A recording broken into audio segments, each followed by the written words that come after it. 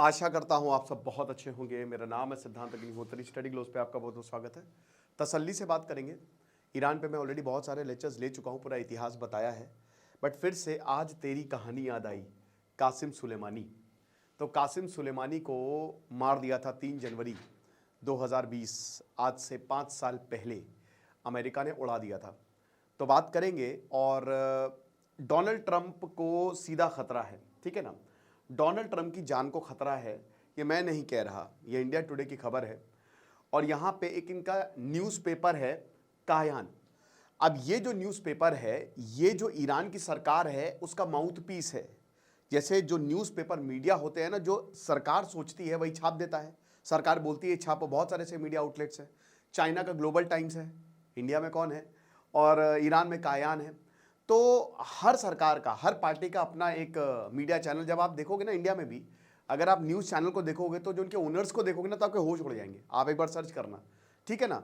और इसमें बीजेपी कांग्रेस नहीं है, सबका ही है। चाहे डीएमके हो, चाहे टीएमसी हो, सब अपना अपना जो है वो चला रहे हैं हिसाब किताब, छोड़िए उनको। तो यहाँ पे अमेरिकन प्रेसिडेंट डोनाल्ड ट्रंप 78 साल के हैं और उन्होंने पूरी दुनिया में तबाही मचा दी है। इसी दौरान जो है बता रहे हैं कि ये एक कॉलम जो है न्यूज़पेपर ने सीधा सीधा धमकी दे डाली है डोनाल्ड ट्रंप को, और शायद इंटरनल प्लान्स बता दिए हैं। अब ऐसा क्यों है? 2020 के जो जनरल कासिम सुलेमानी की मौत हुई थी 3 जनवरी 2020, का बदला लेंगे। अभी तक बदला लिया नहीं गया है दोस्तों। कासिम सुलेमानी की हम बात करेंगे बहुत अच्छे से। मैं बताऊंगा कि आखिरकार अमेरिका और ईरान की दुश्मनी की वजह है क्या, क्यों अमेरिका ईरान के हाथ धोखे पीछे पड़ा है। डोनाल्ड ट्रंप ने हूतीस पे बम बरसा दिए। डोनाल्ड ट्रंप ने पूरे ईरान के पास बॉम्बर्स लगा दिए हैं। कभी प्लेन जा रहा है तो ईरान की रेकी कर रहा है। तो भैया प्रॉब्लम क्या है, क्या दिक्कत है तुमको? तो बात करेंगे इसकी बहुत अच्छे से। तो पूरा इतिहास मैं अभी आपको थोड़ी देर में बताऊंगा। तो कॉलम जो है, जो न्यूज़पेपर में छपा है, उसमें डोनाल्ड ट्रंप को बताया है कि ये वो आदमी हैं जो हर एक देश को धमकाते रहते हैं।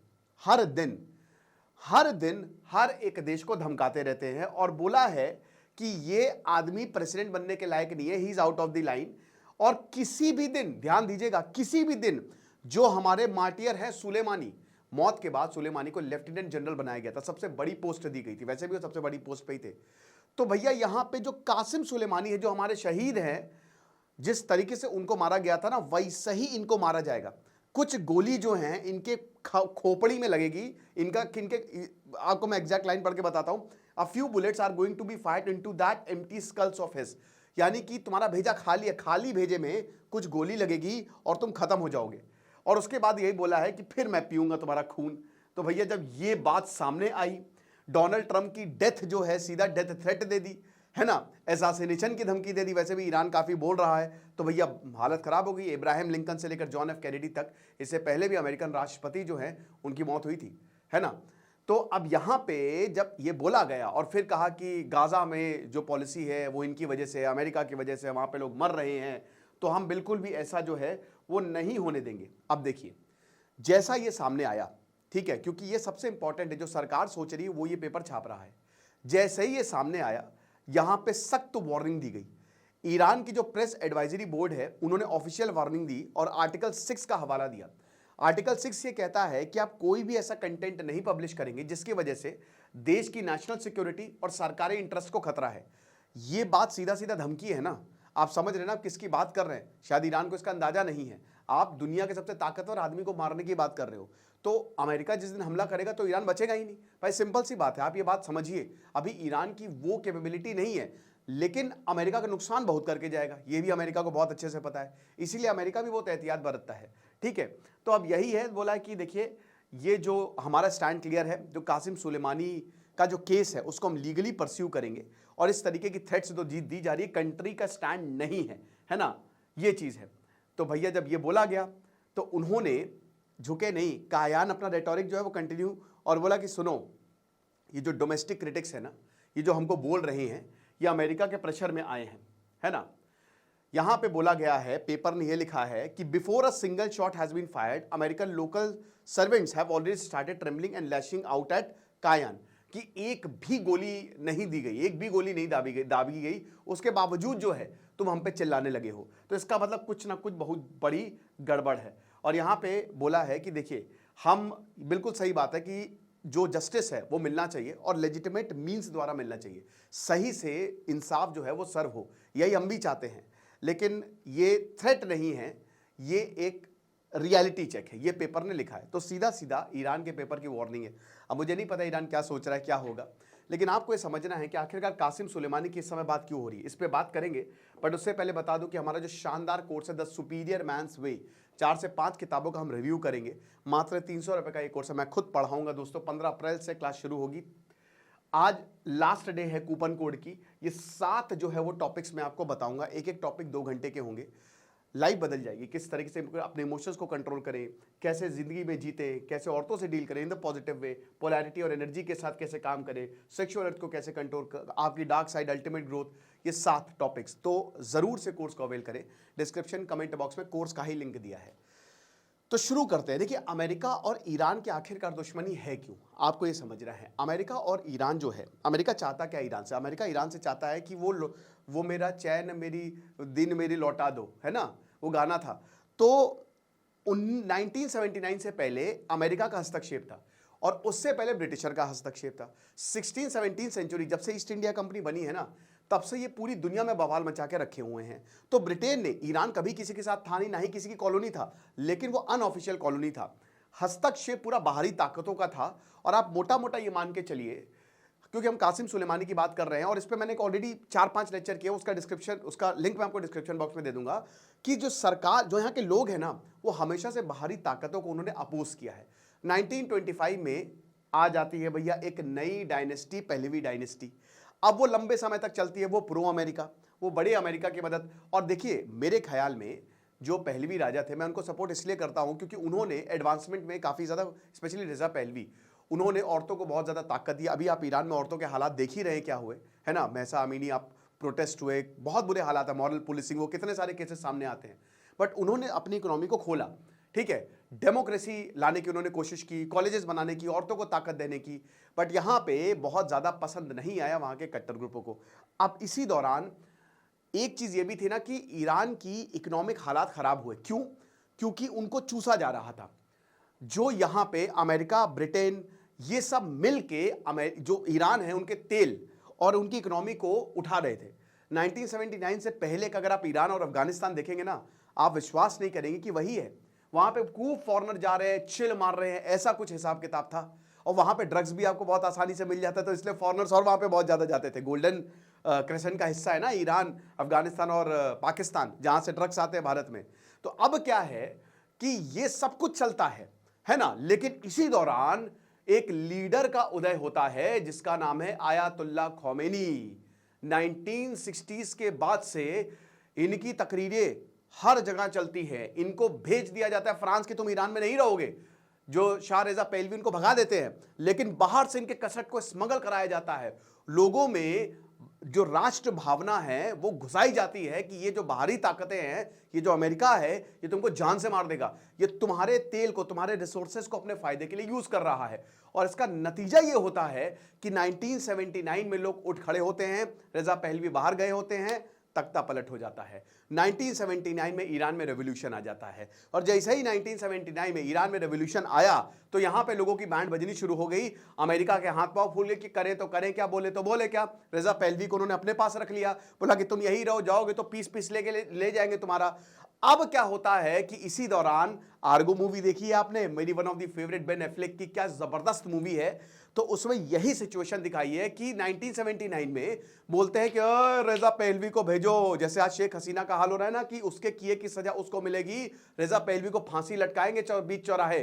तो ईरान में लोग कहते हैं कि रेजा पहलवी हमारे पास चाहिए। अमेरिका सुन लो मेरी बात, और अगर तुम नहीं दिए तो जो अमेरिका की एम्बेसी होती है ना, वहां पे 50 लोगों को बंदी बना लेते हैं, समझ रहे, एम्बेसी में सीधा अटैक अमेरिका के ऊपर। अब यहां पे दिमाग उड़ जाता है अमेरिका का। तो कैसे उसको वापस लाया गया, वही आर्गो मूवी में दिखाया गया कि वो एक फिल्म क्रू बन के गए थे और वहां से वो वापस लेके आता है। बहुत ही ब्रेथ टेकिंग मूवी, आप जरूर देखिएगा उसको, ठीक है ना। अब मैंने उस पर लेक्चर भी वैसे किया है। अब क्या होता है कि ये सब चल रहा है, फिर अमेरिका और ईरान जो एक एग्रीमेंट साइन करते हैं कि देखो भैया, ऐसे लड़ाई नहीं करनी पड़ेगी, हम दोनों साथ में मिलकर काम करते हैं, क्योंकि अब आप देश बन गए हो, ठीक है, आपने रेवोल्यूशन हो गया, कट्टरता आ गई आपके यहाँ, लेकिन फिर भी एक हमको, क्योंकि अमेरिका ने सैंक्शन लगा दिया और अमेरिका की सैंक्शन बहुत खतरनाक होते हैं, ईरान अभी तक भुगत रहा है। लेकिन बगल में क्या, इराक है। सद्दाम हुसैन है इराक में। सद्दाम हुसैन को किसने खड़ा किया था? अमेरिका ने ही खड़ा किया था। शिया जो है, ईरान एक शिया मुल्क है, जितने भी शिया हैं वो उठ खड़े हो गए। अफगानिस्तान में रेवोल्यूशन आ गया है ना, देखा देखी। अब डर था कि रेवोल्यूशन पूरी दुनिया में ना फैल जाए, जहां इस्लामिक मुल्क है वहां पे ना फैल जाए, सारी डायनेस्टी गिरने ना लगे, सब डर गए। तो इराक ने, सद्दाम हुसैन ने बोला युद्ध करेंगे, तो ईरान और इराक का युद्ध शुरू हो गया 1980 से लेकर 89 तक, जिसमें अमेरिका ने भर भर के सद्दाम हुसैन की मदद की। ईरान को बहुत ज़्यादा नुकसान उठाना पड़ा, बहुत बुरे हालात हुए। इसी दौरान ईरान में एक फोर्स बनती है जिसको ईरान रेवोल्यूशनरी गार्ड बोला जाता है, IRGC। इसमें एक तबका होता है, जो सबसे एलीट फोर्स होती है वो होती है 1994 में कुद्स फोर्स, QUDS, ठीक है, कुद्स फोर्स, ठीक है। तो ये जो है ये बनती है, ये सबसे एलीट कमांडो टाइप, सबसे खतरनाक जबरदस्त ऑपरेशंस के लिए इनको भेजा जाता है ना। अब ईरान और अमेरिका के रिलेशन थोड़े थोड़े बेटर होने शुरू हुए, क्योंकि इधर सद्दाम हुसैन जो है वो अमेरिका के खिलाफ खड़े हो गए। सद्दाम, देखिए इराक में अमेरिका घुस गया है ना, सद्दाम हुसैन को पकड़ो मारो, फांसी दे दी सद्दाम हुसैन को। देखिए अमेरिका ने सद्दाम हुसैन को खड़ा किया, और जब उसका काम खत्म हो गया तो सद्दाम हुसैन को फांसी पे लटका दे, इराक का बेड़ा गर्क हो गया। लेकिन अमेरिका ने इराक में इलेक्शंस करवाए। अब उसी दौरान जो है कासिम सुलेमानी जो हैं वो लीडर बनते हैं कुछ फोर्स के। अब उनके ऊपर अमेरिका ये आरोप लगाता था कि बहुत सारे जो अमेरिकन मर रहे हैं इराक में वो कासिम सुलेमानी करवा रहे हैं। दूसरा पॉइंट कि ये सत्ता बदल रहे हैं, हमने इलेक्शन करवाया तो हमारी सरकार बैठेगी इराक में, ये लोग चाहते हैं कि शिया की सरकार, मतलब जो शिया प्राइम मिनिस्टर है वो रहे। फिर तीसरा इन्होंने बताया बशार अल असद की बहुत मदद की थी, बशार अल असद की सरकार लगभग खत्म हो गई थी, बट कासिम सुलेमानी की मदद से वो बच गई। क्योंकि आपको पता ना कि अभी तो खैर सीरिया में रेवोल्यूशन हो गया, बट एक लंबे समय तक असद परिवार रहा है ना। तो बशार अल असद भी शिया हैं, तो भाई जाहिर सी बात है जहां पे शिया है वहां पे ईरान झंडा गाड़ के बैठा हुआ है। अब क्या होता है, भारत की भी मदद की थी 2014 में, बता दूं टिकरित शहर है ना इराक में, उसमें लगभग 52 भारतीयों को बंदी बनाया था, तो कासिम सुलेमानी ने उनको छुड़वाया था। ईरान और भारत के रिश्ते तो बहुत अच्छे हैं ना, जबरदस्त है। अब क्या होता है मेरे भाई, धीमे धीमे प्रॉब्लम होने लगती है। तो फिर 2007 में कासिम सुलेमानी को अमेरिका कहता है ये आतंकवादी है, ठीक है, वो घोषित कर देता है। अब क्या है कि जब कासिम सुलेमानी हाथ से निकलने लगते हैं, भाई बहुत सारी ऐसी गतिविधियां करने लगते हैं जिससे अमेरिका को प्रॉब्लम हो, ईरान का न्यूक्लियर प्रोग्राम जो आगे बढ़ने लगता है। इसी दौरान डोनाल्ड ट्रंप आ जाते हैं, डोनाल्ड ट्रंप सारे ईरान से रिश्ते तोड़ लेते हैं, JCPOA से वापस हो जाते हैं। तो भैया होता क्या है कि कासिम सुलेमानी जो इस समय सबसे बड़े लीडर हैं, आयतुल्लाह खोमेनी के बाद सबसे बड़े लीडर कासिम सुलेमानी, जिनकी लोग सुनते हैं, कई बार फॉरेन मिनिस्टर का भी काम करते हैं, वो सारे काम, बहुत बड़े लीडर कहते हैं कि भैया अगर कुछ नहीं हो तो शायद प्रेसिडेंट ही हो जाते, है ना। तो अब क्या होता है कि वो इराक गए होते हैं, बगदाद इंटरनेशनल एयरपोर्ट, रात का वक्त होता है, 1 बजे होते हैं, प्रधानमंत्री से मिलने जा रहे होते हैं, कहते हैं कि सऊदी अरेबिया और इराक के बीच में मध्यस्थता कराने जा रहे हैं ये। इसी दौरान एक ड्रोन आता है, इनकी कार पे लगता है, इनकी कार उड़ जाती है। रात में 1 बजे जो है इनका खेल खत्म। कासिम सुलेमानी जो कि बहुत बड़े लीडर, कुछ फोर्स के मेन लीडर, आज से 5 साल पहले, उसके बाद पूरे अमेरिका का ढो हल्ला कि कैसे मार दिया, घर में घुस के मार दिया। ईरान में नहीं मार सकता था लेकिन इराक में मार तो ईरान में भी सकता था अमेरिका, ठीक है, कोई कुछ नहीं उसका उखाड़ सकता था भाई, क्योंकि ताकत है, क्या कर सकते हो आप। लेकिन ईरान ने बोला हम बदला लेंगे, बदला आज तक नहीं लिया दोस्तों, ये सच बात है। ईरान ने कहा हम बदला लेंगे, आप कैसे बदला ले सकते हो भाई, अमेरिका साइंस में, टेक में आपसे बहुत ज़्यादा एडवांस है, ये हमको मानना पड़ेगा, है ना। तो अब क्या है कि वो बदले की आंख अभी भी ईरान में है, और ये डोनाल्ड ट्रंप की वजह से हुआ था। डोनाल्ड ट्रंप ने ही ऑर्डर दिए थे, है ना, 2020 में डोनाल्ड ट्रंप थे ना, तो इसीलिए ईरान डोनाल्ड ट्रंप को बिल्कुल भी पसंद नहीं करता, ही हेट्स डोनाल्ड ट्रंप। तो अब ये फिर पेपर में छप गया है, देखेंगे क्या होगा। धमकियां तो ऐसे बहुत ज़्यादा मिलती हैं, लेकिन बात यह है कि ये आया है जो इनका ऑफिशियल न्यूज़पेपर है, आप समझ रहे हो, ईरान का। आपको क्या लगता है मुझे कमेंट बॉक्स में बताइएगा। खुश रहिए, पढ़ते रहिए। दिस इज सिद्धांत अग्निहोत्री साइनिंग ऑफ।